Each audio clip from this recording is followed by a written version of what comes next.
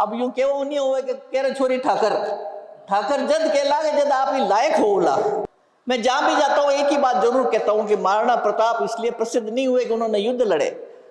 Television channel पर कुछ बहस चल रही थी, हमारे समाज के भी 2-4 लोग उसमें गए थे, तो वहां पर एंकर ने कोई सवाल पूछा, उस पर ऐतिहासिक जवाब देने के बजाय हमारे उस व्यक्ति ने तलवार निकाल ली।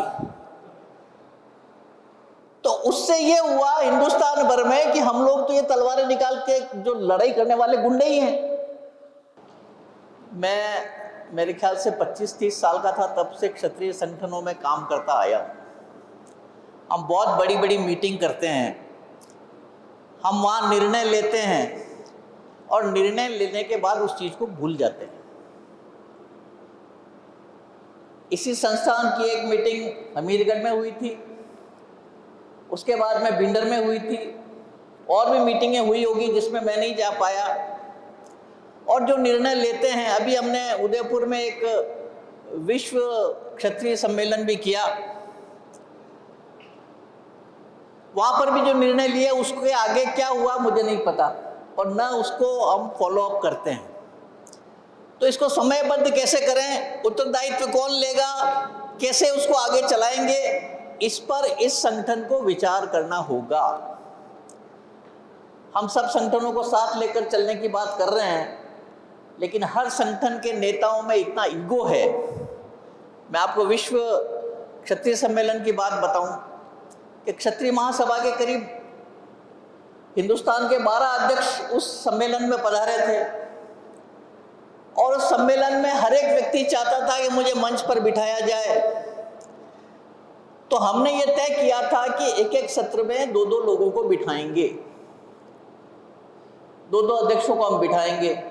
लेकिन उस जो शुरुआत से ही 2 अध्यक्षों को बिठाया, उसके बाद में बाकी अध्यक्ष नाराज होकर जाने लगे।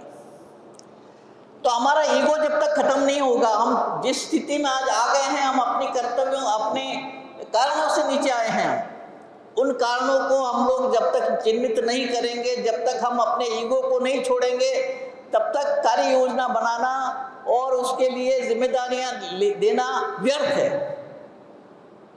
आज हम जिस स्थिति में हैं, उस स्थिति में अगर हमको आगे बढ़ना है तो हमको अपनी कार्य योजना को 3 टुकड़ों में बांटना होगा। एक तो हमारा इतिहास, हमारा इतिहास क्या था, हम क्या थे, किस तरह से हमारे पूर्वज थे, उन्होंने क्या क्या किया था। दूसरा हमारा वर्तमान, आज हम किस तरह से काम कर रहे हैं, उसमें क्या सुधार की आवश्यकता है, हम किस तरह से आगे बढ़ सकते हैं। और तीसरा हमारा भविष्य, जो आने वाली पीढ़ियां हैं, उनके लिए हम ऐसा कुछ करें कि वो आगे बढ़ने में मददगार साबित हो। इतिहास की बात मैं करूं तो आपको बताऊं, अभी अपने महारानी पद्मिनी की फिल्म जो मामला चल रहा था, आपको भी ध्यान होगा सबको, कि एक टेलीविजन चैनल पर कुछ बहस चल रही थी, हमारे समाज के भी 2-4 लोग उसमें गए थे। तो वहां पर एंकर ने कोई सवाल पूछा, उस पर ऐतिहासिक जवाब देने के बजाय हमारे उस व्यक्ति ने तलवार निकाल ली। तो उससे ये हुआ हिंदुस्तान भर में कि हम लोग तो ये तलवारें निकाल के जो लड़ाई करने वाले गुंडे ही हैं। जबकि अगर इतिहास पढ़ा होता, इतिहास की जानकारी होती, तो उस एंकर को सही जवाब उस समय देते। तो सबसे पहला हमारा कर्तव्य है कि गीता जी से पहले हमारे इतिहास को पढ़ें, हम जाने कि हम क्या थे, हम क्या हो गए और हमें क्या होना है। हमारा इतिहास इतना अच्छा रहा है, आज हम गांव में जाते हैं, आज भी हमारी इज्जत बनी हुई है। क्या आपने कुछ किया जिससे आपकी इज्जत बनी हुई है? वो पूर्वज कर गए, उसके कारण आज भी अपनी इज्जत है। हमने कुछ नहीं किया, लेकिन उन पूर्वजों की बातों को हम आगे नहीं बढ़ाएंगे, हम उस तरह से अपने चरित्र का निर्माण नहीं करेंगे, अगर हम लोगों के बीच में एक एग्जाम्पल की तरह नहीं जाएंगे, तो कौन हमसे जुड़ना चाहेगा। मैं जहां भी जाता हूं एक ही बात जरूर कहता हूं कि महाराणा प्रताप इसलिए प्रसिद्ध नहीं हुए कि उन्होंने युद्ध लड़े, महाराणा प्रताप इसलिए प्रसिद्ध हुए कि सब समाज को साथ लेकर के उन्होंने स्वतंत्रता की लड़ाई को सबकी लड़ाई बना दी। तो हम हमारे समाज के बारे में सोचें, लेकिन सब समाज को साथ लेने के लिए भी हमको विचार करना पड़ेगा, सब समाज को भी साथ लेकर चलेंगे। अब यूं क्यों नहीं हुए कि कह रहे छोरी ठाकर ठाकर जद कहला के जद आप ही लायक होला कि लोग आपने माने ला कि तू ठाकर है, किस तरह है, तेरा चरित्र ऐसा है, तू ऐसे लोगों के काम आता है, तू इतना काम करेगा, तू लोगों के दुख दर्द में खड़ा रहता है, तू लोगों के अबला की अस्मिता की रक्षा के लिए जाता है, तो तेरे को ठाकर लोग मानेंगे।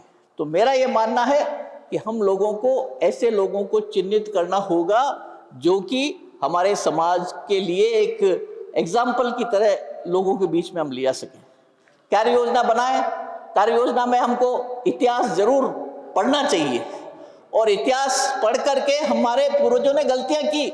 आज मैं कई जगह जाता हूं तो भाषण देते हैं, उन्होंने ये गलती की नहीं तो ये हो जाता, ये गलती। उस समय परिस्थितियां क्या थी, उन्होंने क्या किया, आपको थोड़ी पता है। आज आप जो निर्णय ले रहे हो, आपके बेटे पोते कहेंगे तुमने गलत किया, वो गलत नहीं थे। उस समय उनको जो उचित लगा वो उन्होंने किया।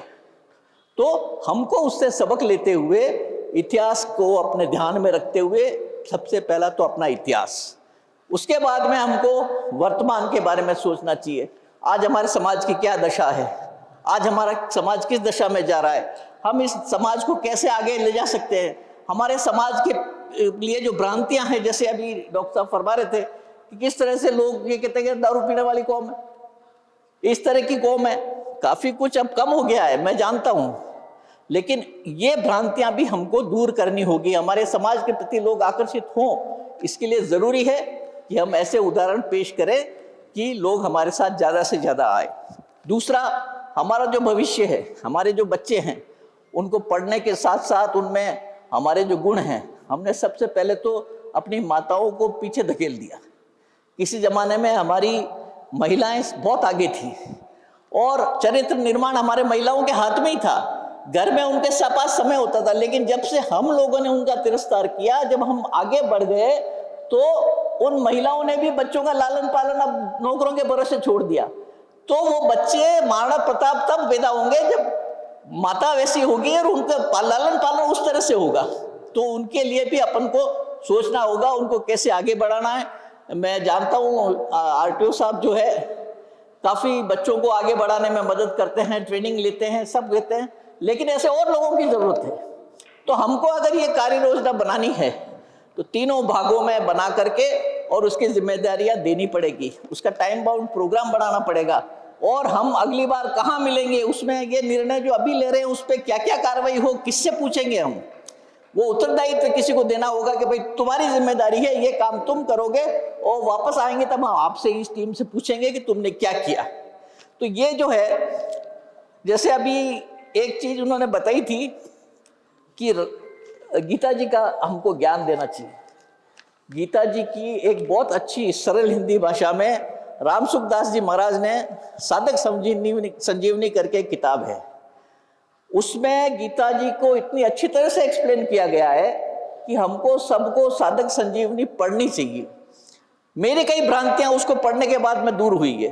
तो निश्चित रूप से हमारे लोग जो जाएं वहां पर पाठ भी करें, गीता का अध्ययन भी करें, गीता के ऊपर बोले भी सही, लेकिन राम सुखदास जी वाली जो गीता है उसको अगर अपन लोगों को जितना बांट सकेंगे उससे ज़्यादा से ज़्यादा गीता का ज्ञान मिलेगा। तो समयबद्ध तरीके से किस तरह से किसको उत्तरदायित्व दिया जाएगा ये तो नरुका जी और इनकी टीम तय करेंगे, लेकिन मेरा ये मानना है कि अब की बार हम इकट्ठे हुए हैं तो अगली बार इकट्ठे हों वापस, तो निश्चित रूप से आज जो तय करेंगे उसको आगे फॉलो अप करेंगे।